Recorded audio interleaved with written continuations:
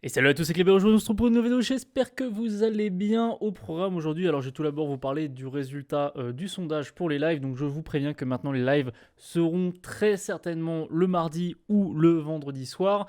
Et j'aimerais ajouter à ça que si vous voulez avoir la date et l'heure exacte et même le sujet des lives, je vous invite à rejoindre soit le Discord, soit activer les commentaires sur la chaîne YouTube, parce que je mets dans les posts de la chaîne souvent une petite annonce de live.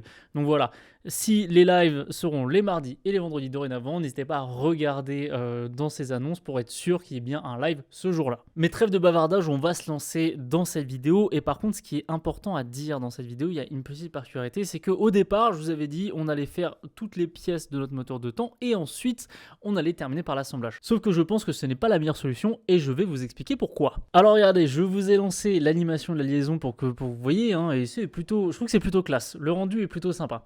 Et ce que j'aimerais vous expliquer, en fait, ce qui est important et ce pourquoi finalement on va plutôt faire l'assemblage à la place du carter, c'est qu'en fait, l'assemblage ici va nous permettre de faire plusieurs choses. Et donc là, vous pouvez voir d'ailleurs quelques-unes de ces choses dans l'animation. Premièrement, en fait, l'avantage de faire un assemblage en modélisation 3D, c'est que ça nous permet de trouver les erreurs qu'on a fait sur les pièces précédentes. Et là, sur l'animation, on voit qu'il y a des erreurs. En fait, on voit que des choses ne se passent pas comme elles devraient se passer. Donc, c'est-à-dire qu'il va falloir qu'on corrige des choses sur les pièces qu'on a déjà réalisées. Et c'est là tout l'intérêt de l'assemblage. Avant d'aller plus loin, on voit nos erreurs et on les corrige de suite. Donc déjà, c'est une première chose très importante. Et la deuxième chose qui est importante, c'est que en fait, en modélisation 3D, enfin plutôt en conception, on raisonne en termes d'assemblage et de sous-assemblage. Et là, en fait, ce que j'aimerais en fait vous faire comprendre, c'est que dans notre cas, en fait, le moteur est un assemblage complet. Et dans le moteur, vous allez avoir plusieurs sous-assemblages. Et donc, par exemple, un sous-assemblage, ça serait tout simplement la tête de piston avec la bielle. C'est un sous-assemblage. Et on vérifie que ce sous-assemblage fonctionne entre eux, les deux des différentes pièces voilà, fonctionnent entre elles. Et ensuite, eh bien, on passe à un autre sous-assemblage avant de faire l'assemblage complet, c'est-à-dire le moteur. Et pour faire l'assemblage complet du moteur, voilà, il faut le carter. Mais pour ça, on a d'abord besoin de vérifier que tous les autres sous-assemblages fonctionnent entre eux. C'est un petit peu abstrait dit comme ça, mais essayez juste de visualiser que vous décomposez votre conception en plusieurs parties.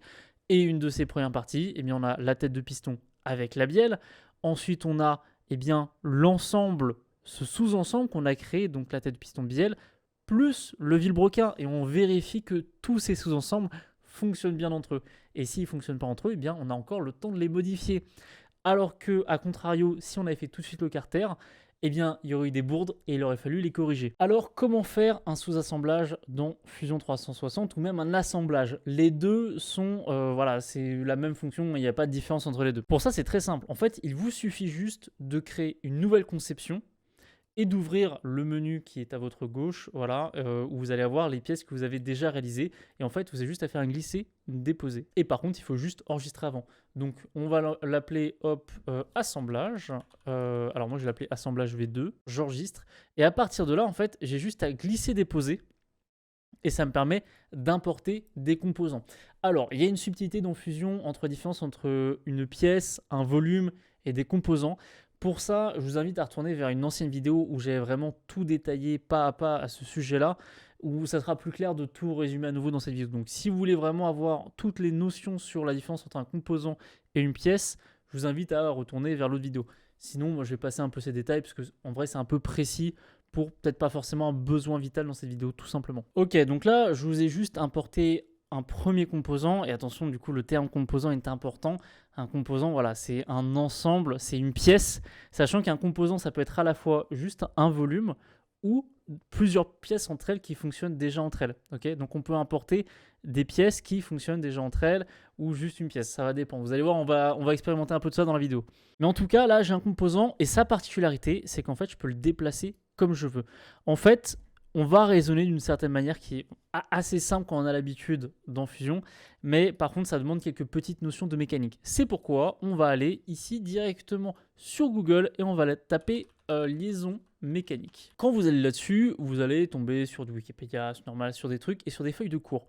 C'est normal. Les liaisons mécaniques, c'est quelque chose que j'avais à l'école quand on faisait de la méca et en vrai, c'est très pratique de les connaître et c'est même très important, surtout dans Fusion. Pourquoi? Fusion, quand vous allez vouloir faire un assemblage, en fait, va raisonner en termes de liaison mécanique. Et en gros, dans l'idée, vous allez dire, quand vous allez avoir plusieurs pièces, donc là j'en ai mis qu'une, mais par exemple je pourrais en prendre, je pourrais rajouter voilà, la tête de piston, donc là j'ai deux composants, et je voulais rassembler les deux composants. Ok. Et bien fusion, pour ce faire, va raisonner en termes de liaison mécanique. Donc par défaut, vous n'avez aucune liaison entre les composants. Et bien vous allez dire à fusion, je veux rajouter entre ces deux composants telle liaison mécanique.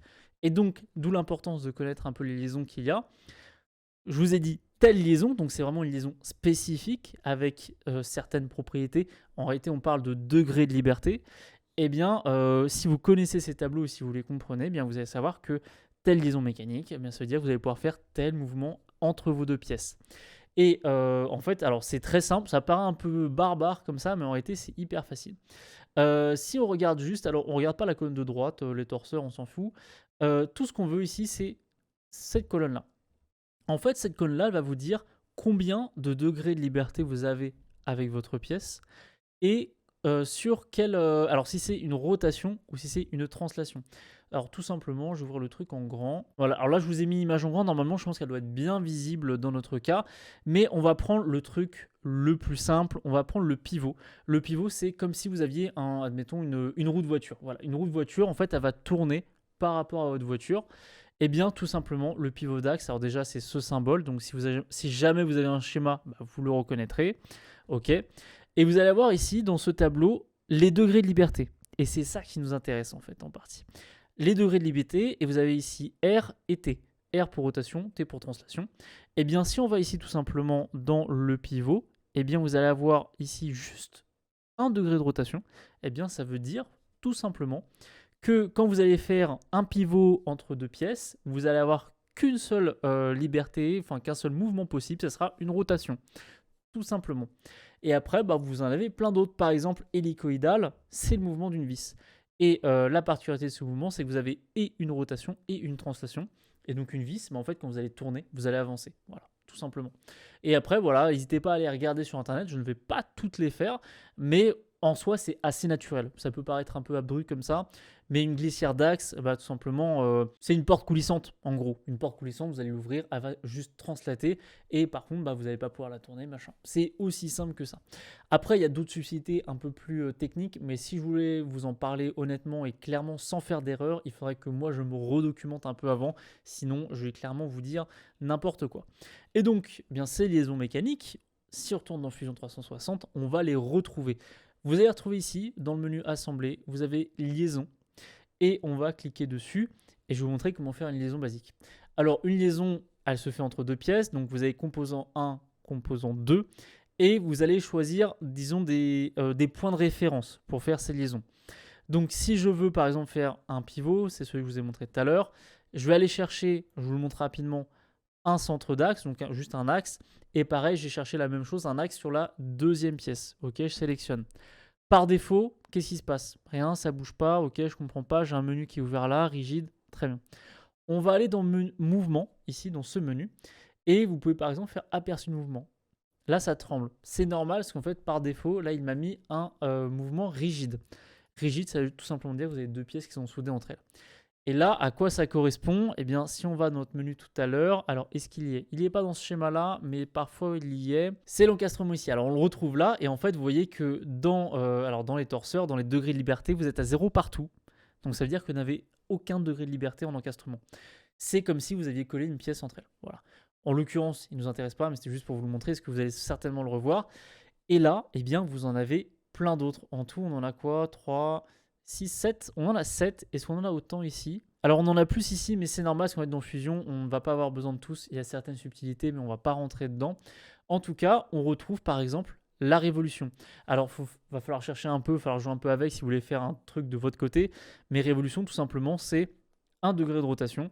C'est le pivot. Alors, il n'est pas nommé pivot, du coup, c'est un peu chiant. Alors qu'en bas, vous avez le pivot glissant. Pivot glissant qui est aussi dans les schémas que je vous ai montrés. Il est, si je me gourre pas, pivot glissant, il est ici. Vous avez 2 degrés de liberté, une rotation et une translation, sauf que les deux sont indépendantes, contrairement à l'hélicoïdal. Mais donc, vous voyez que vous pouvez créer des relations entre les pièces, entre elles, pour faire un peu ce que vous voulez. Vous avez beaucoup de liberté. Votre objectif, en fait, c'est tout simplement d'être cohérent avec la réalité. Et si je prends, voilà, si j'essaie de me positionner là, alors j'ai pas pris les meilleures pièces. Je vais vous prendre les meilleures pièces comme exemple. Ok, alors à la place, je vous ai mis la bielle. Là, par défaut, la bielle, bah, elle est en rigide et donc je vais vous montrer une révolution. Et en fait, qu'est-ce qu'on va dire? Bah, en fait, tout simplement, bah, ma bielle, quand elle est montée à cet endroit-là, elle va tourner. Et c'est ça qu'on va lui dire. On va lui dire, tu as tel degré de liberté, tu as telle liaison mécanique. Voilà, et c'est pas bien compliqué. Vous pouvez ici changer l'axe de rotation. Par exemple, dire, bah, en fait, non, c'est pas sur cet axe-là que tu tournes, c'est sur l'autre. Mais en l'occurrence, bon, là, l'axe Z, par défaut, il a choisi le bon. Donc, on n'a pas besoin de le changer. Vous avez d'autres petites options. Donc, par exemple, vous pouvez définir des degrés de liberté maximum. Et par exemple, vous pouvez lui dire que, eh bien, tu tournes, mais voilà, que dans cet intervalle. Ça va dépendre un peu de ce dont vous avez besoin, des contextes. Ok, donc là, en fait, ce que je vous propose, c'est qu'on va commencer un petit peu à monter tout ça. Ok, on va faire l'assemblage et ensuite, on verra plus tard bah, comment coller un peu plus à la réalité, comme ce que j'ai fait là. Par exemple, notamment pourquoi j'ai dû créer ces cylindres ici.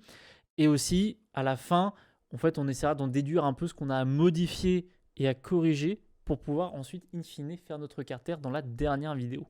Déjà, alors le premier conseil que j'ai à vous donner pour faire un assemblage, et c'est la première chose qu'on va faire, c'est de vous prendre une pièce de référence. Donc en gros, comment vous l'expliquer? Alors, soit vous avez deux choix, vous avez deux possibilités pour choisir cette pièce de référence.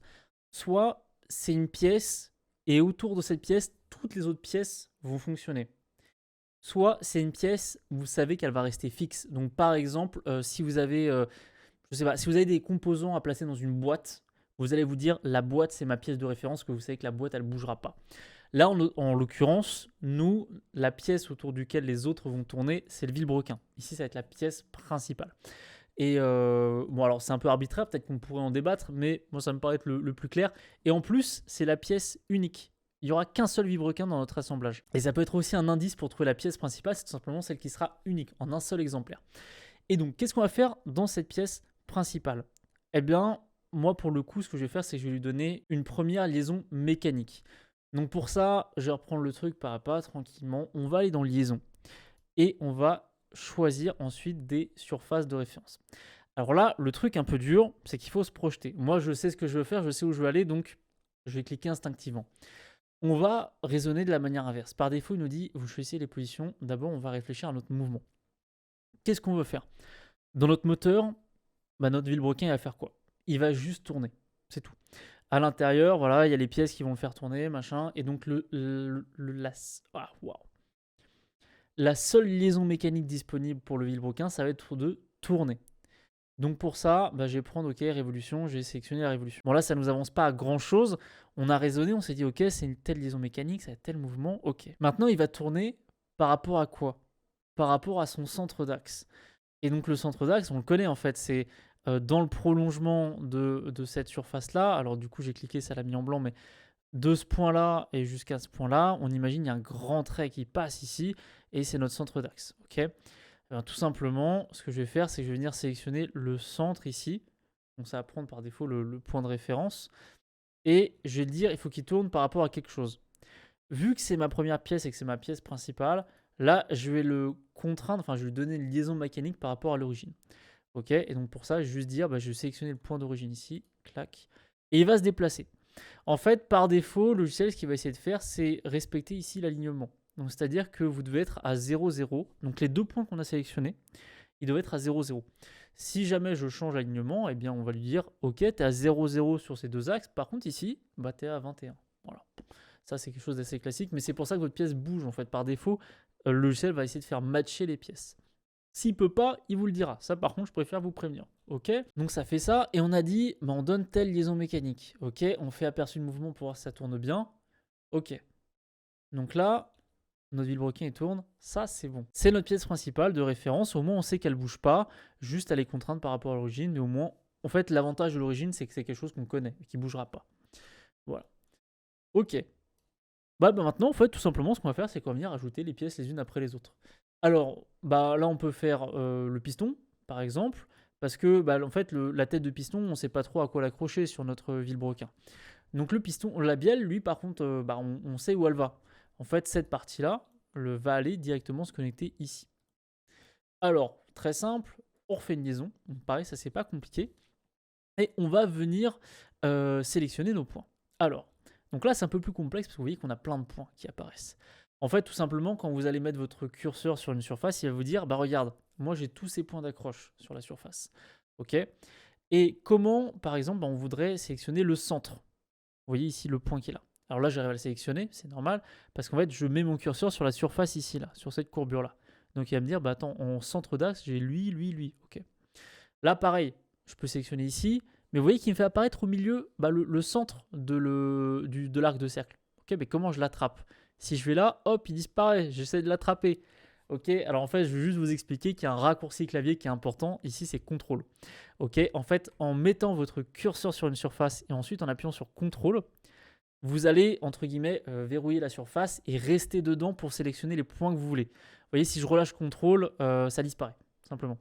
Et donc, l'idée, c'est je mets mon curseur sur la surface, je fais CTRL et ensuite je vais sélectionner le point qui m'intéresse. Donc par exemple celui-ci. Voilà. Ok. Bah, je peux faire pareil ici. Voilà, regardez, je peux sélectionner. Mais si je fais CTRL, par contre, ça va changer la sélection. En gros. Là, je vous explique parce que c'est vraiment un raccourci qui est hyper utile. Vous allez mettre votre curseur dessus et admettons, vous allez essayer de choper le point qui est tout à gauche là. Ok, vous déplacez. Mais après, du coup, ça sélectionne notre surface. Donc c'est galère, c'est emmerdant. En faisant CTRL, vous allez pouvoir rester verrouillé sur la surface et choisir le point qui vous intéresse. Ok. Donc par exemple, je vais prendre le point du milieu. Ça me paraît pas déconnant de prendre le point du milieu. Ok, ça tourne, c'est le bon mouvement. Par contre, on voit que tout à l'heure, j'ai sélectionné le mauvais point de référence sur ma bielle. Ce que vous pouvez faire, vous pouvez désélectionner. Et là, l'avantage, regardez, je me mets ici, donc sur la courbure interne. Par défaut, en fait, quand vous avez un cylindre, ce qu'il va vous proposer, et ça c'est assez pratique, ça va être 3 points. Donc le point de la phase de départ, le point de la phase d'arrivée et le point au milieu. Et là, on va prendre le point au milieu, regardez, tac, comme ça. Alors moi, j'aime bien prendre les points du milieu, je trouve ça plus clair. Et comme ça, normalement, on tombe pile poil au milieu ici, c'est parfait. Ok, donc on a déjà sélectionné notre mouvement. Le mouvement, on fait un aperçu, on voit qu'il est bon. Donc on peut valider. À voir que en bas, ici, vous avez toutes vos liaisons qui sont dans la timeline. Et c'est clair, c'est transparent. Ok. Est-ce qu'on peut bouger? Donc là, vous allez voir en fait que si vous déplacez par exemple votre vilebrequin, eh ben, la bielle va suivre avec. Et de la même manière, si vous bougez votre bielle, donc là regardez, j'attrape bien un bout de la bielle, eh bien le vilebrequin bouge avec. Voilà, tout simplement. Et donc maintenant, ce qu'on peut faire, c'est qu'on peut rajouter tout simplement la tête de piston. Bon alors là, je vous invite à essayer de le faire vous de votre côté avant que moi j'attaque direct. Mais tout simplement, on refait une petite liaison. Là, je vais prendre... alors, j'ai essayé de prendre le milieu. Ok, donc là, c'était une pièce intéressante. Celle-ci, je l'ai bien exploitée. Là, je suis content d'avoir pris une pièce qui était vraiment un peu relou à contraindre et à trouver la liaison mécanique. Comme ça, au moins, c'est plus intéressant. Regardez, par défaut, par rapport à ce que je viens de vous montrer, on pourrait tenter ici d'aller choper sur le cylindre un des points et essayer de le faire coordonner ici. Et dans l'absolu, c'est pas faux. Ce que vous pourriez essayer de faire, c'est par exemple faire ça et dire avec mon alignement, attendez, je me suis trompé d'axe d'alignement. Eh bien en fait, vous pourriez vous dire avec l'alignement qu'on va essayer de jouer ici avec les paramètres qui sont là pour faire coïncider ma pièce comme il faut. Donc regardez ici, je pourrais mettre 0 et dire voilà, là je viens de déplacer comme ça et je connais mes codes, donc c'est à peu près tant et je vais mettre une valeur précise, machin, c'est 20. Ok, on pourrait faire ça, mais je suis pas trop fan de ce genre de méthode parce que souvent... en fait, si vous modifiez votre pièce derrière, ça va pas coïncider et vous allez devoir refaire votre liaison. Et l'objectif, c'est que vous n'ayez pas à remodifier des choses. Alors, comment moi je l'aurais fait? Donc, je désélectionne. Ce que vous pouvez faire, c'est ici, donc vous avez le mode simple. Vous avez aussi le mode compliqué. Alors, tout simplement, vous pouvez dire ici entre deux phases. Donc, en fait, le point que vous allez rechercher est entre deux faces, tout simplement. Et donc, phase 1, phase 2. Et là, il me fait apparaître un plan en me disant ok, tu m'as donné ces deux faces. Donc en fait, ça veut dire que toi, tu veux être à ce niveau-là, sur ce plan. Et sur ce plan, on va te chercher des points de référence. Et du coup, en point de référence, il va me trouver normalement le centre du cercle. En fait, il va venir projeter le centre du cercle. Et je le sélectionne. Et là, comme ça, si on se met, regardez, en vue de droite, on est pile au milieu. Et quoi qu'il advienne, si on change le diamètre, si on met un diamètre plus grand, eh bien, je vais rester au milieu quoi qu'il advienne. Parce que mes deux faces, elles seront toujours symétriques, telles que la pièce a été modélisée. Voilà. Et ici, en accrochage, du coup, ce que je vais faire, c'est que je vais venir sélectionner l'intérieur du cylindre, je fais CTRL, et je viens sélectionner le point milieu. Tac. Et comme ça, tout le monde est au milieu. Et quoi qu'il advienne, si je modifie, normalement je retomberai toujours au même endroit et je n'aurai pas à le remodifier. C'est un gain de temps énorme, vous imaginez même pas. Ça, c'est une première chose. Maintenant qu'on a fait ça, vous allez tenter de bouger le truc et de vous dire, attends, est-ce que mon piston il fonctionne? Est-ce que mon moteur fonctionne? Donc regardez, je sélectionne un peu là. Il y a de l'idée, mais c'est pas encore ça, c'est normal, on a encore quand même pas mal de choses à faire. Alors, ce qu'on pourrait faire, on pourrait ajouter les autres. Et en fait, en ajoutant les autres, on va déjà pouvoir voir une première erreur. Ok, donc attendez, j'hésite à ce qu'on fait en premier. Non, écoutez, en premier, j'aimerais d'abord terminer la liaison cinématique complète pour qu'on puisse avoir le moteur qui tourne. Donc, ce que je vous propose, c'est que au moins l'assemblage, en plus de nous permettre de corriger les erreurs, va nous permettre, disons, de planifier la manière dont on va faire notre carter. Ok. Donc là, regardez. Grâce à ça, ok, je sais, j'ai mon mouvement. Et donc, qu'est-ce qui me manque comme liaison cinématique, comme liaison mécanique? En fait, il va me manquer le piston qui vient coulisser dans la chambre du carter, du coup, enfin dans la chambre de combustion. Et bah pour ça, là, j'ai rien. C'est-à-dire qu'il faut que je rajoute une esquisse, il faut que je rajoute un volume. C'est pas possible. C'est l'avantage de Fusion 360. Et maintenant, en général, c'est pareil sur tous les logiciels. Il est extrêmement permissif. Donc là, ça veut dire que dans mon assemblage ici, donc dans mon fichier assemblage, je peux faire des esquisses sans problème et je peux créer des volumes. Aucun souci là-dessus. Et pour ça, du coup, regardez, on va faire un truc, ok, on va se mettre comme ça. Je vais venir créer un plan et là, il va vous mettre un message, ok. Et alors, ce message apparaît qu'importe, que vous ayez fait soit une fonction, soit une esquisse, soit n'importe quoi d'autre, il va vous faire apparaître ce message. Qu'est-ce qu'il veut dire? Il veut dire, en fait, dans votre timeline, c'est en fait, d'une certaine manière, c'est une capture d'écran à un moment donné. Et là, vous allez lui dire, tu vas écrire quelque chose de nouveau dans la timeline. Et il dit, ok, je vais écrire quelque chose de nouveau, mais avant tout, comment tu veux que, disons, je prenne cette capture d'écran? Est-ce que tu veux que je la prenne avec tes composants qui sont comme ça, ou par rapport au dernier moment qui a été enregistré dans la timeline? En fait, ça, c'est une fonction un peu capture d'écran du moment. Alors, soit je dis rétablir la position, et donc, ce cas-là, en fait, je vais revenir un peu en arrière, soit je fais capturer. Vous avez le choix, il n'y a pas de bonne ou de mauvaise méthode. Moi, en général, je fais rétablir la position, j'essaie d'éviter d'utiliser cet outil. Ne me demandez pas pourquoi, mais je l'aime pas. Ok, donc là, ce que je vais faire, c'est que je vais faire un plan de décalage, et l'idée, ça va être de modéliser juste le cylindre dans lequel mon piston va venir coulisser, tout simplement. Donc pour ça, regardez, voilà, je fais un plan de décalage, je me mets un peu loin, ici, comme ça, je fais entrer, donc comme ça, j'ai un plan, et j'ai une esquisse. Clac, tout simplement. Cette esquisse, eh bien, en fait, je vais vouloir, par contre, que mon piston vienne dedans, donc qui tombe pile poil. En gros, je voudrais créer un cylindre à peu près à cet endroit-là, pile au milieu, pour que tout le monde coulisse bien comme il faut. Ok, alors pour ce faire, j'ai fait quelque chose de très simple. C'est pas la partie la plus claire à mon avis, mais voilà, faut le faire. Clac, donc regardez, moi ce que j'ai fait, c'est que j'ai juste projeté comme ça les deux masses du vilebrequin. Et ensuite, je suis venu créer un endroit où faire ma symétrie. Donc ça, c'est quelque chose qu'on a déjà vu. Je crée une ligne d'esquisse ici, pile au milieu, et je vais venir faire un cercle. Regardez. Alors par contre, il faut que je m'assure de bien... Regardez, je vais même m'éloigner ici parce que je veux être sûr de bien sélectionner uniquement la ligne d'esquisse. Clac, comme ça. Voilà. Qu'est-ce que je vais faire? C'est que je vais prendre ici le diamètre qui est là. J'avais mis combien? Pourquoi je vois pas tout? J'avais mis 60, ok, très bien. Et bien là, pareil, je vais remettre 60. Hop. Je vais terminer l'esquisse, ok. Et donc là, je pourrais extruder mon truc et j'aurai, hop, un cylindre plein. Et là, vous allez me dire, ouais, mais attends, c'est pas l'objectif. Nous, on veut un truc creux pour que ça coulisse. Ok. Là, pour ceux qui auront regardé du coup cette vidéo et qui sont allés jusqu'au bout, on va utiliser un des chemins de traverse. Et comme ça, vous pouvez voir, c'est un truc hyper utile. J'en ai parlé dans une autre vidéo.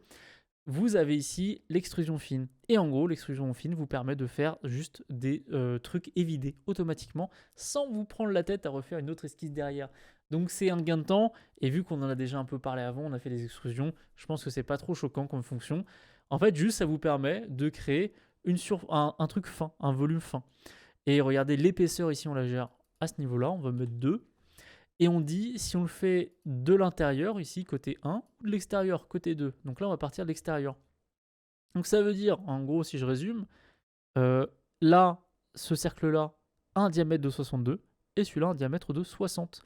Donc ça veut dire que là, ma tête de piston qui fait 60 va glisser dans le cylindre intérieur, il y a la place. Ok, je mets juste un petit coup de symétrie comme ça, voilà, et de toute façon je réajusterai après en cours de route, hein, vous allez voir, rien n'est grave. Ok, je valide. Très bien. Donc là, alors je suis un peu trop haut, ce que je vais faire c'est que je vais abaisser mon plan.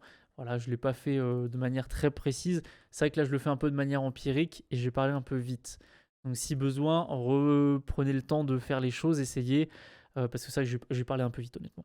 Ok, donc là, maintenant, j'ai, disons, le cylindre où va coulisser ma tête de piston. Et qu'est-ce qu'il me reste à faire? C'est tout simplement créer la liaison mécanique entre les deux. Et là, comment ça glisse à l'intérieur? Alors là, ça c'est le truc, il faut s'imaginer, ok, en fait, il faut raisonner uniquement de la tête de piston par rapport à son logement. Et pas, faut pas que vous vous imaginez l'ensemble. Ok. Et en fait, il faudrait faire un petit peu, par exemple, si vraiment on voulait être rigoureux, on cacherait tout ça. Alors par contre, voilà, les liaisons mécaniques sont toujours là, mais on imaginerait que la tête de piston et on se demanderait, ok, si je mettais ma tête de piston dans mon logement, comment elle se déplacerait? Est-ce que je pourrais translater? Ok, sur quel axe? Est-ce que je pourrais tourner? Ok, sur quel axe? Et c'est ça les questions qu'il faut se poser. Il faut raisonner uniquement en termes de une pièce par rapport à une autre. Sinon, après, vous allez vous y perdre et vous allez certainement faire des erreurs. Le plus simple, c'est juste de raisonner de l'un par rapport à l'autre. Et si je prends, du coup, voilà, ma tête de piston, je fais une liaison, je vais sélectionner mes points, voilà, ça je vous l'ai montré, normalement, je pense que vous l'avez compris. Ok. Alors ici, il me met une erreur, c'est normal. Parce que là, vous voyez, c'est la fonction, c'est la fonction révolution. C'est uniquement la liaison révolution, donc il vous dit, c'est pas possible. C'est normal parce qu'il ne peut pas aller à cette distance. Ok. Donc, ma tête de piston, qu'est-ce qu'elle fait? Elle monte et elle descend. Ok. Donc, je pourrais mettre glissière. Ok. Alors, glissière, c'est juste. Enfin, ça va pas forcément planter. Mais c'est pas forcément la réalité de ce qui va se passer dans votre système. Donc, moi, je vous recommanderais plutôt de partir sur pivot glissant. Pivot glissant, qu'est-ce que ça veut dire? Que en fait, tout simplement, vous allez à la fois... Ah oui, ça marche pas comme ça. Tac, j'avais eu le problème en plus. Alors, j'aimerais juste vous faire un point, effectivement, parce que je vous ai parlé des liaisons mécaniques. Je vais pas le faire en coup de gueule parce que ça ne servira à rien. La plupart des gens seraient hermétiques à ce que je vais dire. Ne faites pas confiance au nom qu'ils ont mis dans la traduction en français. Faites confiance à la description qu'il y a dedans. Parce que la traduction en français pue un peu la merde. Voilà, honnêtement, voilà. Fallait dire les termes. Donc, référez non pas au nom, mais vraiment à la description de ce qu'il y a dedans. Et comme ça, avec ça, on va pouvoir continuer. Mais effectivement, il y avait une petite ambiguïté, quelque chose qui n'était pas tout à fait clair. Et notamment, voilà, en fait, en français, il y a une erreur, il y a écrit pivot glissant, alors que c'est pas tout à fait un pivot glissant. Mais c'est pas grave. Alors donc, on y retourne et on y retourne en français.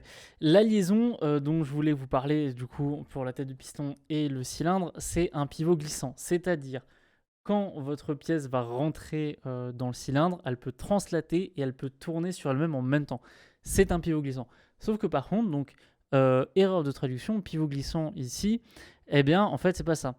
Parce que vous voyez, la définition, c'est pas la bonne. Fait pivoter et glisser un composant sur deux axes différents. Un pivot glissant, en réalité, c'est un composant, c'est sur le même axe. Voilà, tout simplement. Donc, on va prendre cylindrique ici. Et c'est ce qu'on va voir en fait. Si vous aviez tout démonté dans votre moteur et que vous preniez que la tête de piston, eh bien, vous pourriez la faire tourner comme ça et la faire translater en même temps. Voilà. Donc, ça, c'est le pivot glissant. Je suis désolé, c'était un peu chaotique parce que du coup, je n'avais pas pensé à l'histoire de la traduction. Donc, si je valide ça, il n'y a pas d'erreur. Ça se monte convenablement. Et qu'est-ce qui se passe? Eh bien, regardez, je vais prendre ma tête de piston. Elle translate. Ok. Et si je descends, eh ben ça tourne. Ok, c'est pas mal. Alors vous voyez, c'est un peu saccadé, en fait, c'est normal. Donc le logiciel, il va faire de son mieux pour vous montrer un truc propre. Mais alors le plus simple pour éviter les bugs, c'est de faire tourner le vilebrequin. Donc on le fait tourner comme ça. Attendez, regardez. Moi je chope souvent un point et voilà. Le plus simple, voilà, si vous voulez le faire tourner à la main avec votre souris, vous attrapez un point et vous essayez de tourner proprement, mais c'est un petit peu le bordel, on va pas se le cacher. Vous avez une option pour faire tourner automatiquement dans une liaison. Donc par exemple, on va prendre la liaison du vilebrequin, donc on va faire tourner le vilebrequin et on va lui dire animer des relations de liaison. Et donc là, on va faire tourner le vilebrequin et ça va suivre tout seul. Et là, on a le mouvement de notre moteur avec l'assemblage. Ok, c'est pas mal, c'est propre, ça fonctionne. Et c'est là où je vous disais que l'assemblage est très important, c'est qu'on voit qu'il y a plein de choses qui ne vont pas. On voit en fait déjà, premièrement, que ma bielle est trop courte. Donc c'est la première chose que vous allez voir comme problème en faisant ça, c'est que ma bielle, elle n'a pas la bonne longueur. Alors vous avez deux possibilités, soit vous rallongez la bielle, soit vous allez, réduire la taille de la masse. Après, ça va être à vous de décider. Je pense que moi, j'étais plutôt parti pour réduire la taille de la masse, mais c'est un des gros avantages de la modélisation 3D, surtout de la conception 3D, et c'est pour ça que ça s'est implémenté, enfin ça a pris le pas si vite dans l'industrie, c'est que vous gagnez un temps. Vous voyez, là imaginez, il aurait fallu l'usiner pour se rendre compte de l'erreur, ou alors il aurait fallu réussir à visualiser le truc. Là, juste avec un petit assemblage, vous voyez tout de suite le problème et vous pouvez le corriger direct. Donc voilà, ça c'était le premier problème de ce qu'on a fait. Faut que j'arrête ça, au secours. Voilà, très bien, j'ai fait échappe pour arrêter. Et le deuxième problème, on va le voir, mais on va faire d'abord un truc entre les deux. Ce qu'on va faire, et en fait, je l'ai un petit peu teasé tout à l'heure, c'est qu'on a raisonné en termes de un sous-assemblage. Donc en gros, on a le sous-assemblage du vilebrequin avec la bielle, avec la tête de piston. Ok. Et en fait, ce qu'on aurait pu aussi faire, c'est redécomposer en un plus petit sous-assemblage. C'est faire tout simplement la tête de piston et juste la bielle, c'est deux pièces entre les deux. Et regardez, on va le faire, et c'est assez pratique, vous allez voir pourquoi. On va créer ici un nouveau dossier. Alors moi, il faut que je fasse le swap de mes dossiers parce que je n'ai plus assez de dossiers libres. Alors attendez, lui je vais le garder, lui je le ferme. Hop, sous-assemblage, ok, parfait. Donc là, normalement, j'ai de la place pour enregistrer. Je fais enregistrer et je fais sous-assemblage V2. Alors, n'hésitez pas à donner des noms qui soient clairs. C'est très important pour que vous y retrouviez. Mais bon, là, vu que c'est juste un tuto, moi, je mets des noms un peu pourris. Ok, donc ce que je voulais vous montrer, c'est que vous pouvez faire un sous-assemblage avec votre bielle et votre tête de piston et ensuite l'importer dans l'autre assemblage. C'est ce qui est très pratique. Donc, regardez, pour ça, hop, je mets la bielle, ok, je valide, j'y touche pas. Et ensuite, je mets la tête de piston, pareil, boum, je n'y touche pas. Ok, ce qu'on va faire, alors, on va raisonner comme je vous l'ai dit tout à l'heure, et ça me permet de faire du coup une passe encore une deuxième fois sur ce que j'ai expliqué. Vous allez choisir une pièce de référence. Quelle pièce ne bougera pas ou quelle pièce pourrait être fixe? Là, moi perso, j'aurais choisi la bielle dans ma tête. Après, peut-être que vous auriez pu me dire la tête de piston. Vu que c'est un truc qui est simple, en vrai, c'est largement discutable. Sur des trucs plus compliqués, normalement, ce serait peut-être plus clair ou plus évident. Mais en tout cas, on va dire tout simplement, regardez, notre bielle ici, ça va être notre pièce de référence et elle ne bougera pas. Ok, donc pour ça, ce qu'on peut faire, vu que là, on ne va pas la faire tourner sur elle-même, ça ne sert à rien, on va dire tout simplement qu'on va la fixer. Et pour ça, en faisant clic droit, vous avez ici terre. Alors terre, là encore, qui a été un choix de traduction assez pitoyable. En tout cas, ici, vous avez terre. Et en fait, terre, quand vous allez cliquer dessus, alors on va faire rétablir la position. Ok. Vous avez ici la petite punaise là qui est apparue dans la timeline. Ça veut dire que cette pièce a été fixée et qu'elle n'a plus le droit de bouger. Ok, elle ne bougera plus, elle est fixe. Et par contre, à côté de ça, la tête de piston, elle vit sa meilleure vie. L'avantage, voilà, en fait, c'est comme je vous dis, ça nous permet d'avoir une pièce de référence. On sait qu'elle bouge pas, parce qu'en réalité, dans l'ensemble entre les deux, il n'y a pas vraiment de raison qu'elle bouge. Voilà, ça va être notre pièce de référence. Ce qu'on va faire, on va créer maintenant notre liaison entre la tête de piston ici et la bielle. Tac, donc ici, je vais choisir... Alors, on refait la même chose que tout à l'heure. C'est exactement la même liaison. C'est juste pour vous montrer qu'on peut faire un assemblage dans un autre assemblage. On peut imbriquer les trucs et c'est très pratique de travailler comme ça. Hop, donc je resélectionne mon point. Ici, je vais faire pareil. Tac, je sélectionne ma surface et je viens cliquer ici. Ok, je mets la bonne liaison mécanique et je fais révolution ici. J'enregistre. Alors là, c'est très important d'enregistrer. Ok, je valide ça. Je retourne dans l'assemblage et maintenant, ce que je peux faire, c'est que je peux aller chercher mon assemblage V2. Alors, il n'y a pas ma tête qui cache, donc ça c'est bon. Je fais un drag and drop. Et là, hop, j'ai les deux qui apparaissent ensemble. Okay, donc par défaut, ils bougent et tout. Ok, ils ont l'air d'être solidaires. Mais ce qu'on peut faire, c'est qu'on peut créer une liaison mécanique. Tac, on va refaire la même chose ici. Et on va venir se mettre du coup sur le maneton suivant, si je ne me trompe pas dans les noms. Je ne suis plus tout à fait sûr des noms. Ok. Donc là, vous voyez encore ce qui est assez amusant, c'est qu'il a bien repris, il m'a bien dit, c'est que la bielle, cette pièce-là que tu as choisi, ce composant, qui bouge par rapport à la liaison qu'on vient de créer. Ok, et je valide. Et là, automatiquement, il va venir prendre la référence qui était dans l'autre assemblage et il va lui dire ok, j'ai cette référence-là, et maintenant j'ai celle-ci, et ça fait des références croisées. C'est assez pratique quand vous avez des choses complexes de décomposer comme ça en plein de petits sous-assemblages. Ok, ça c'est fait. Et là, on voit une deuxième erreur de conception qu'on pourra corriger, ne vous inquiétez pas, il n'y a pas de souci là-dessus. Mais on voit qu'il y a un problème. En fait, je n'ai pas assez d'espace entre mes différents manetons pour laisser passer mes têtes de piston. Donc ça, c'est encore un gain de temps grâce à la modélisation 3D. On visualise tout de suite dans l'assemblage les erreurs. Alors moi, ce que j'ai fait de mon côté dans mon assemblage à moi, tout simplement, c'est que j'ai espacé ensuite les assemblages, enfin les sous-assemblages plutôt.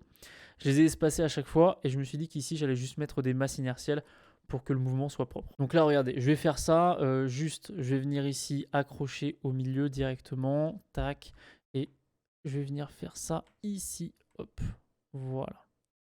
Alors là, vous voyez, c'est assez amusant, selon la sélection, il a bougé l'un après l'autre, bon ok, vous inquiétez pas, après il recalcule, je sais pas pourquoi là il a fait tourner le vilebrequin et pas la bielle, je crois que c'est juste un ordre de sélection, mais il n'y a pas mort d'homme. Et maintenant, bah, écoutez, on va refaire le même sous-assemblage encore. Donc, je vais juste faire un copier ici, hop, et je peux refaire coller. Je rétablis la position et ça m'a créé une deuxième pièce sous-ensemble. Après, normalement, on aurait dû bien la nommer. Ça aurait quand même été un peu plus propre. Mais voilà, l'important, en fait, ce que j'aimerais surtout vous dire, c'est que là, ok, je le fais, disons, tranquille. Je le fais tranquille parce que je sais que c'est un petit projet et que c'est juste pour vous montrer des choses intéressantes. Mais dans l'idéal, si vous faites un projet de conception, il faut déjà bien nommer et bien organiser ces sous-assemblages pour que ça soit clair. Ok, donc là c'est pas mal. Maintenant, bah, juste ce que je vais rajouter en fait, c'est que je vais faire une répétition de ce volume pour pouvoir faire voilà, l'ensemble, parce que sinon actuellement là mes têtes de piston elles se baladent un peu n'importe où. Donc juste je vais prendre ce volume là et je vais faire tout simplement un réseau, hop, rétablir la position, tac, réseau rectangulaire dans cette direction. Et je lui en demandais 3, voilà, comme ça.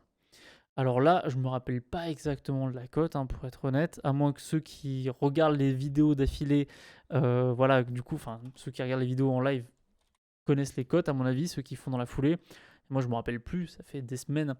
Donc voilà, ça fait à peu près moins 200. Je pense que j'ai dû mettre une cote ronde, donc ça va tomber pile poil. Ok, je valide. Et je vais refaire du coup ma liaison comme je vous l'ai expliqué tout à l'heure. Je prends ça par rapport à lui et je lui dis bien tu fais un cylindrique comme ça. Voilà. Sinon ça plante, hein, tout simplement. Et après, si j'étais joueur, si je voulais montrer, voilà, je pourrais même vous dire, vous pouvez mettre dans l'absolu une glissière, même si je trouve que dans la réalité ça ne serait pas forcément très juste. Et là regardez, hop, ça tourne et ça tourne même plutôt pas mal. Maintenant, si vous voulez réanimer l'ensemble, vous prenez juste une révolution. Ou par exemple, on pourrait essayer avec la glissière. Qu'est-ce que ça donne si je fais ça? Ça plante. Ok, alors, ce qui est un peu compliqué pour le logiciel, c'est de comprendre comment il passe. Vous voyez, comment il passe d'un point à l'autre. Il y a une petite ambiguïté. Bon, ça, c'est tout à fait normal. J'en ai discuté avec un collègue en plus à ce sujet. En fait, c'est assez simple à expliquer un peu pourquoi le logiciel galère. Ah bah attendez, d'ailleurs je me suis planté ici, j'ai pas vu, mais en fait j'étais pas parfaitement aligné avec le centre. Bah au moins ça me permet de le voir. Attendez, je vais corriger ça vite fait. Et oui, parce que j'avais pris quelque chose qui était mal référencé, donc en fait regardez, je vais plutôt lui dire ici coïncidence. Alors, attendez, je vais rétablir la position, clac, coïncident avec cette ligne, hop, voilà. Par contre j'aimerais bien que ça soit coïncident avec... Par contre, voilà, j'aimerais en fait que la ligne ici soit coïncidente avec le point qui est là. Voilà, pour qu'elle soit bien au milieu. C'est vrai que oui, j'avais pas fait gaffe, j'avais fait un point milieu par rapport à ça, parce qu'en fait, ça n'était pas parfaitement au milieu. J'ai pas du tout fait attention, mais normalement, voilà. Grâce au fait qu'on ait bien fait nos liaisons, quand on revient en avant, en fait, tout simplement, ça ne plante pas. Et donc, ce que je voulais vous expliquer, alors ça, c'est un petit truc de méca que j'ai trouvé assez intéressant. En fait, en réalité, un moteur fonctionne uniquement grâce à l'inertie. Et sans inertie, ça ne marche pas. Pourquoi? Eh bien tout simplement, quand votre piston est à la hauteur maximale, vous ne pouvez pas savoir si vous allez partir à droite ou à gauche. Donc pour ça, regardez, vous pouvez pas savoir si vous allez partir par là ou par là. Et en fait, le fait que vous allez savoir dans quel sens vous partez, c'est uniquement grâce à l'inertie que vous allez mettre avec à votre moteur, à votre vilebrequin, du coup, dès le début, grâce à votre starter ou à la main si vous êtes à l'ancienne. Et voilà, c'était un petit truc que j'ai trouvé intéressant parce que je ne le connaissais pas particulièrement. Mais donc effectivement, ici, le logiciel a du mal à calculer parce qu'il a la verticale, il ne sait pas dans quel sens partir. Mais dans la réalité, vu que vous avez l'inertie de votre moteur, vous savez naturellement où ça va. Voilà, ça c'était pour la petite fun fact. Ok, donc qu'est-ce qu'on retient de cette vidéo? Je vous ai montré un peu l'assemblage, les intérêts de l'assemblage, comment assembler. On n'a pas beaucoup avancé dans cette vidéo, mais au moins ça nous a permis de mettre les choses un peu à plat sur notre projet. On voit qu'on a des choses à corriger, on voit qu'il y a des choses qui ne vont pas. Moi, ce que je vais faire, c'est que de mon côté, je vais corriger les choses. Pour faire un vilebrequin, je pense que je vais faire 2 pistons. Je vais faire un truc simple. Et disons que je vais faire des pièces résumées et je vais vous poster les pièces et je vais vous dire, voilà, ça va être ces pièces de référence qui vont nous servir. En attendant, moi, je vous mets juste l'assemblage, mais pour la prochaine vidéo, du coup, on aura un set de pièces qui auront été refaites et où il n'y aura pas de problème, comme ici, par exemple, voilà, quand on est en bas, ça touche, ou on n'a pas l'espace plein à cet endroit-là. Donc ça, je vais les corriger entre les deux vidéos. En fait, je ne vais pas le corriger dans la prochaine. Je vais corriger et comme ça, on repartira sur des bonnes bases et on finira sur le carter. Voilà, donc si vous avez des questions, n'hésitez pas à les poser dans les commentaires. Vous pouvez rejoindre le Discord. Les live Twitch vont reprendre. C'est juste que j'étais un peu débordé. D'ailleurs, on m'a fait la remarque quand sort la prochaine vidéo. Du coup, cette vidéo, je suis désolé, j'étais un peu bloqué là sur les dernières soirées. Donc, j'ai pas eu le temps de faire les vidéos, le montage, le truc comme ça. Même là, je filme la vidéo. Dites-vous qu'elle va sortir au moins une semaine après que j'ai filmé, le temps que je monte et que je me prépare et que truc machin. Donc voilà, j'ai pris un peu de retard, je suis désolé, mais j'essaie de le combler. En plus, on arrive presque à la fin de cette série vidéo, donc n'hésitez pas à me proposer éventuellement d'autres sujets. J'en ai déjà quelques-uns en réserve, mais vous pouvez en proposer. Voilà, donc comme d'habitude, vous retrouverez l'assemblage dans Discord, donc voilà, vous pouvez directement aller le voir. Et bien écoutez, moi sur ce, je vous dis à la prochaine pour de nouvelles vidéos. Ciao!